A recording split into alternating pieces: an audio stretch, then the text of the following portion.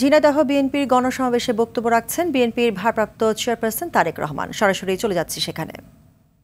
সকলেই বুঝতে সক্ষম, বৈদেশিক বিনিয়োগ, আন্তর্জাতিক বিশ্বের আস্থা, আন্তর্জাতিক সম্পর্ক, রাষ্ট্রের স্থিতিশীলতা, ব্যবসা বাণিজ্যে স্বস্তি, জনগণের নিরাপত্তা, দেশ এবং জনগণের যে উন্নয়নের ধারাবাহিকতা, তৃণমূল পর্যায়ে জনগণের নিরাপত্তা, প্রাত্যহিক সুবিধা সবকিছুই কিন্তু দিতে পারে একমাত্র জনগণ দ্বারা নির্বাচিত একটি সরকার। আমাদের যদি এই বিষয়গুলোকে খেয়াল রাখতে হয়, তাহলে অবশ্যই নির্বাচিত সরকারের কোনো বিকল্প নেই। প্রিয় ভাই বোনেরা, আগস্টের যে মহাবিপ্লব, জনগণের যে সফলতা, তা আমাদের সামনে আরেকটি স্বাধীনতা এবং বিজয়ের বার্তাকে নিয়ে এসেছে।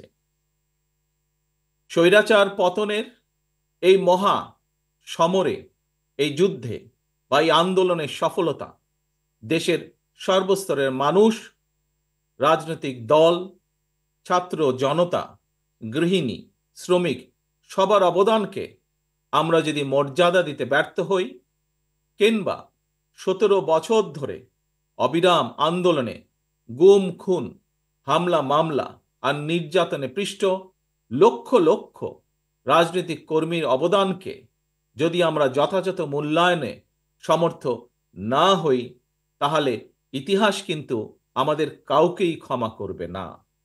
কাজেই এই বিষয়গুলো অবশ্যই আমাদের বিবেচনায় রাখতে হবে। প্রিয় ভাই বোনেরা, আজ আসুন আমরা সকলে মিলে প্রতিজ্ঞাবদ্ধ হই।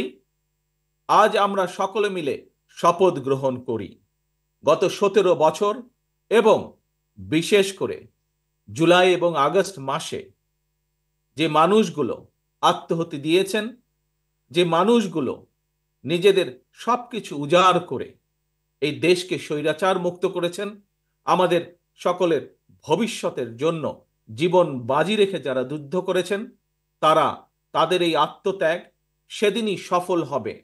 তাদের এই আত্মত্যাগ সেদিনই সফলতা লাভ করবে, যেদিন এই দেশের মানুষ রাজনৈতিকভাবে তাদের অধিকার ফিরে পাবে এবং রাজনৈতিক অধিকারের পাশাপাশি একইভাবে যেদিন বাংলাদেশের মানুষের অর্থনৈতিক মুক্তি অর্জিত হবে, একমাত্র সেদিনই আমাদের শহীদদের, ৭১ সালে স্বাধীনতা যুদ্ধের শহীদ এবং একই সাথে গণতন্ত্র পুনরুদ্ধারের আন্দোলনে যারা শহীদ হয়েছেন, যারা বিভিন্নভাবে ক্ষতিগ্রস্ত হয়েছেন, তাদের এই ত্যাগ সফলতা লাভ করবে।